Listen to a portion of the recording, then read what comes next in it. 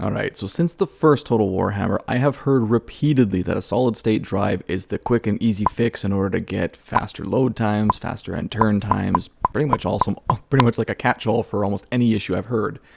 Now, I never really believed it for certain things. For example, end turn times are more CPU and RAM bound than what they would be to the solid state drive, in my opinion. However, it's kind of hard to make a claim one way or the other because no one ever really presented any data to back up that claim. And even though the end turn times have been made quite a bit quicker by CA, it still can get a little lengthy, especially in Mortal Empires around the mid-game or so.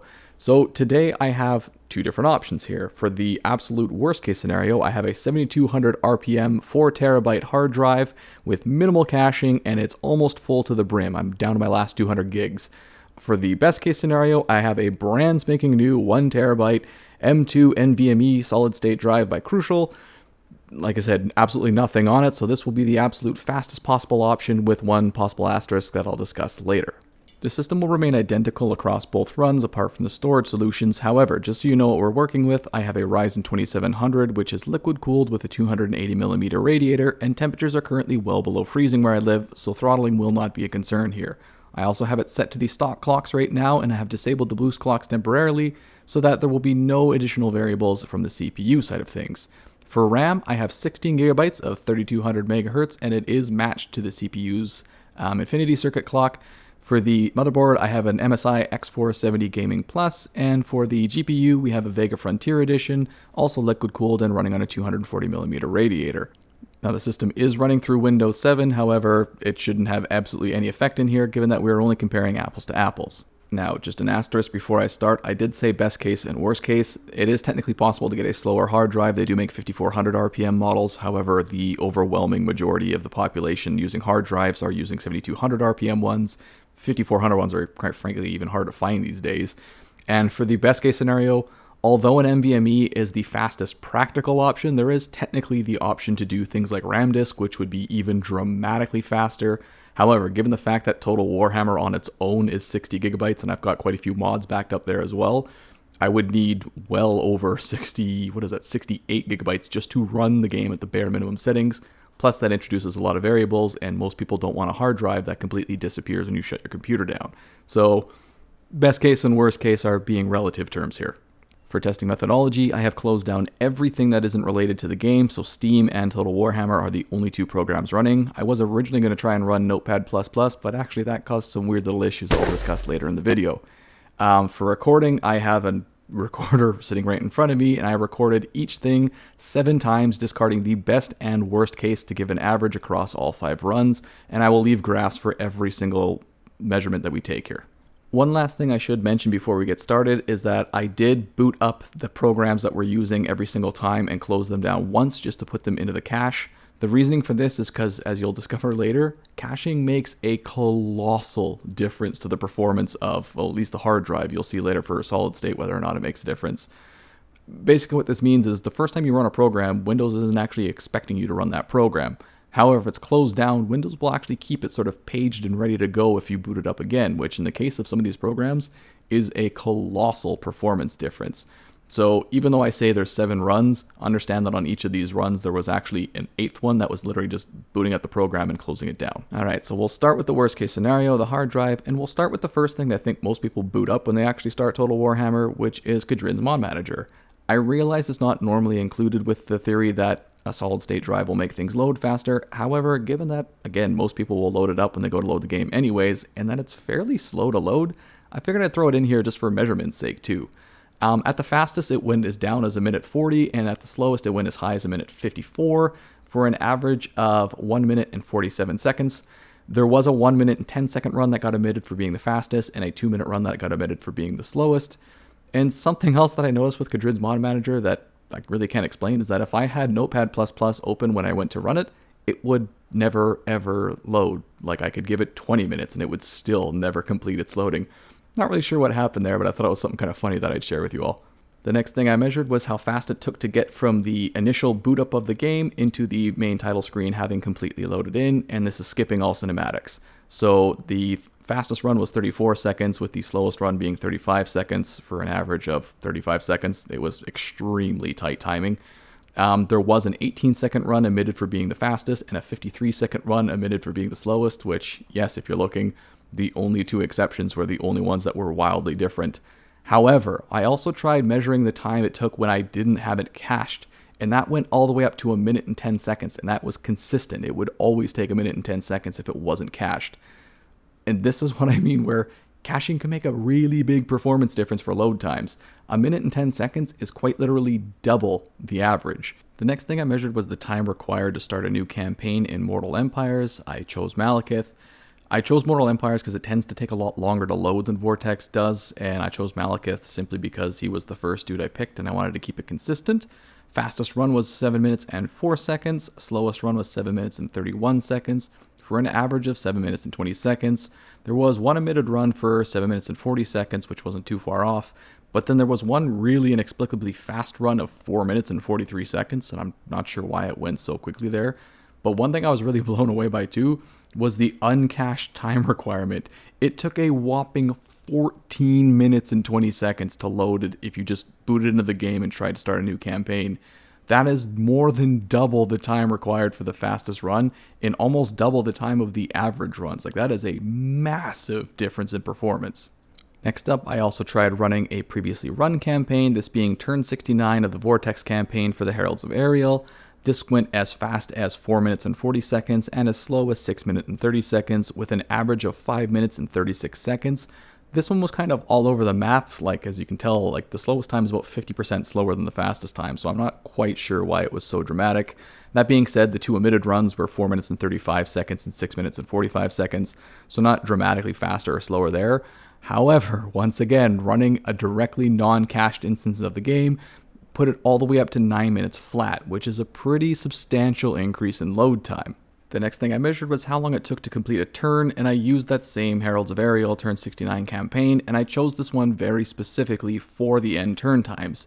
Your turn times tend to get the worst right around the mid game because you still have everyone alive, so you still have the maximum number of combatants available, but by now they have multiple armies. They've got multiple agents running all over the place. There's settlements being conquered.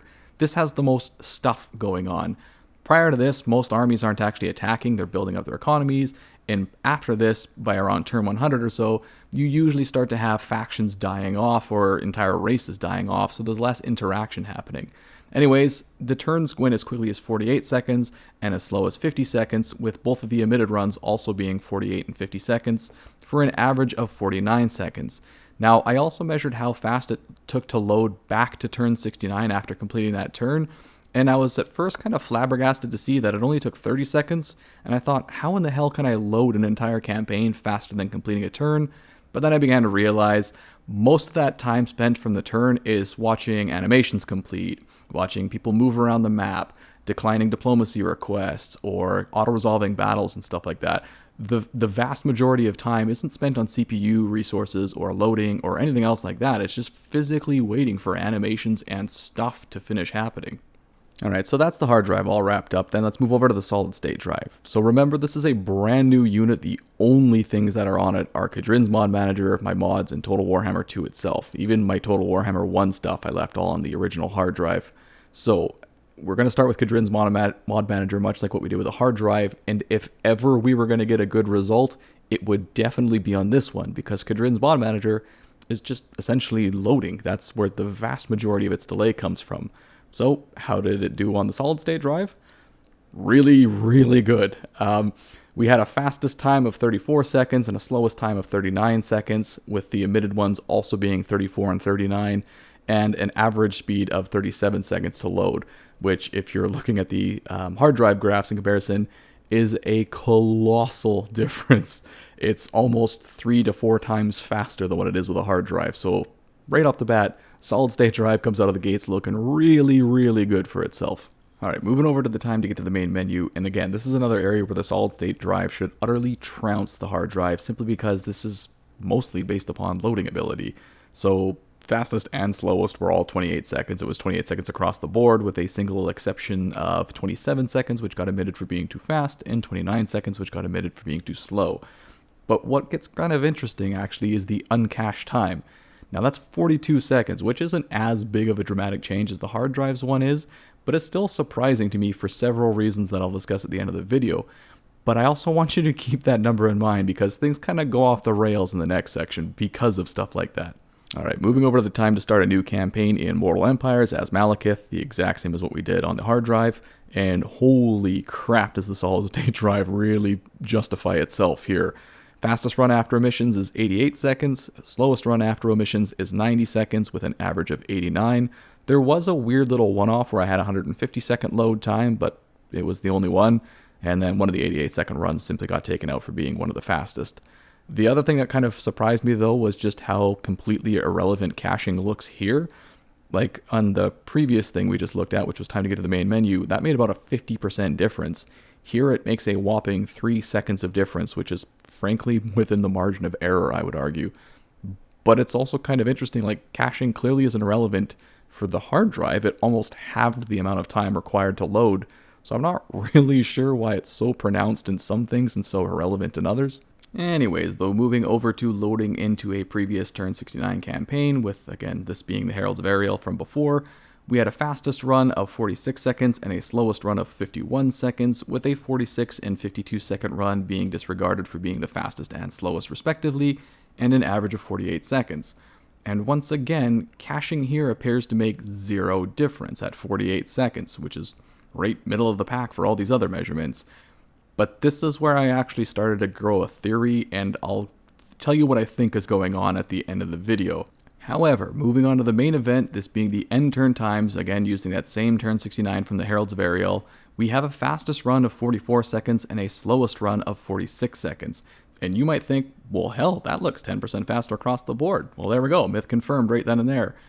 Unfortunately, however, for some reason, I have no idea why, between me taking out the hard drive and swapping in the solid state drive and reloading this campaign, suddenly one of the factions that in the previous 7 runs for the hard drive, they were giving me a diplomacy option that just didn't appear on the solid state drive, which is that exact gap that you're seeing. It was a few seconds for the dialogue option to pop up, me to click decline, and then get back into the actual run itself. So yes, it looks about 10% faster. Understand, it's actually 0 faster. The only thing you're seeing is that one missing dialogue. But we'll finish up on what is by far the most confusing result to me, this being loading back in from the campaign from turn 70 back to turn 69. And on this one, like the hard drive was 30 seconds unanimously. Fastest, slowest, emitted, everything was bang on at 30 seconds. But the solid state drive was between 45 and 50 seconds with an average of 48. And like even ignoring the fluctuations there, that is unanimously at least 50% worse than the hard drive is, despite this drive being like massively faster at loading in every other metric. I actually have no idea why it was slower here. I don't even know enough to even tender a guess as to why it was slower here, but it was noticeably and consistently slower for some reason. Anyways though, regarding those really weird measurements we got versus cached and uncached performance, I have some theories. I think I may have figured it out, but do recognize I am not a computer engineer. So the way that cache works is there's essentially sort of 3 different kinds of cache that we're looking at here. There's CPU cache, RAM cache, and then the DRAM cache within the storage solution itself. CPU cache is phenomenally fast, like it makes RAM look slow in comparison. However, it is also extraordinarily small. It's too small to actually load any useful data for us into, being like a few megabytes on the biggest L3 cache, and then a few kilobytes when you go down to L2 and L1 caches. However, what it does is basically tell the computer to prepare for this program. So on its own, it can't really do anything for load times, but it can tell the rest of the system, including your storage solution, hey, be prepared for this. Chances are it's gonna pop back up in just a few seconds. And I think that's why we see a really dramatic result for that initial boot time, because instead of the solid state drive or the hard drive sort of being caught with its pants down and not knowing to look for this file, the computer's already telling it just to sort of keep that location up and running so it can load that in an instant when you go to load the game.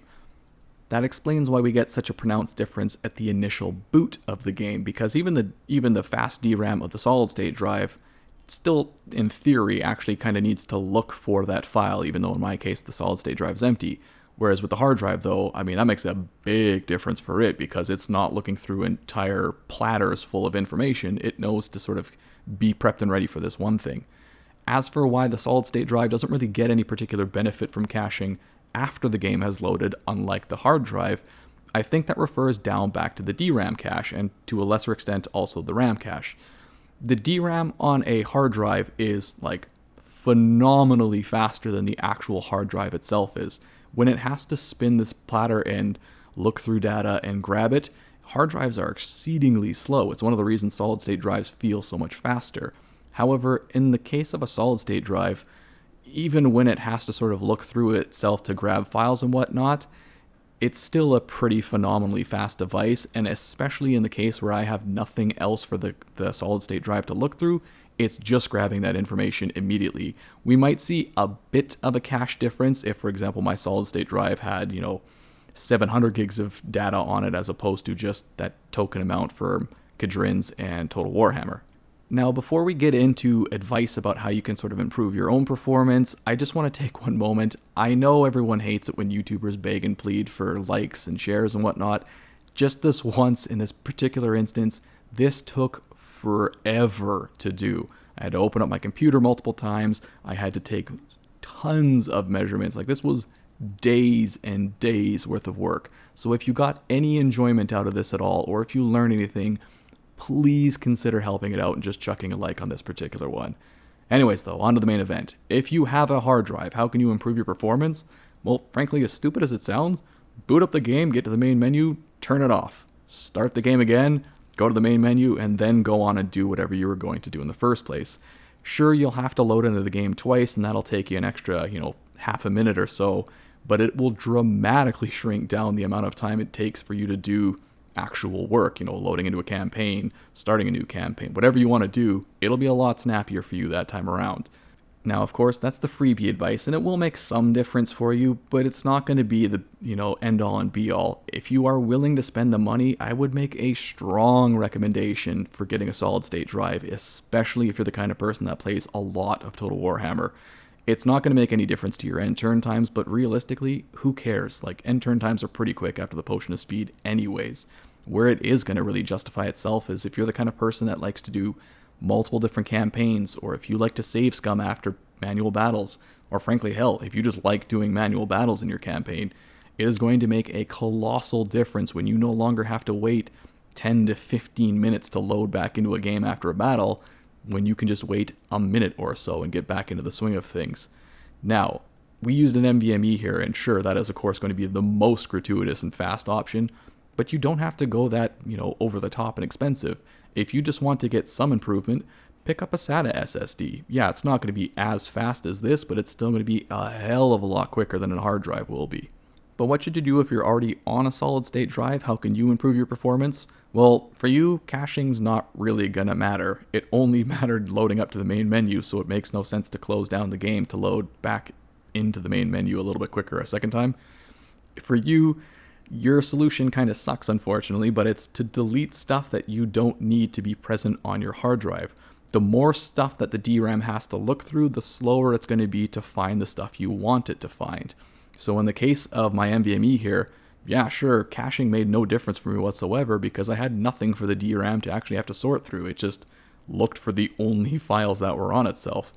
If, though, it was absolutely buried in other data, now the DRAM has a lot of different things to check, and sure, it might not be a world of difference, but it will still slow things down. Anyways, I do apologize for how long this video has run. However, there is even more stuff, but I'm not going to make you sit through a 3-hour video. So I have other components to add back into my computer. I'm going to change around some clocks and whatnot. So the next video in this series is going to be what effect RAM has on the performance of the game, that being both loading and frames per second.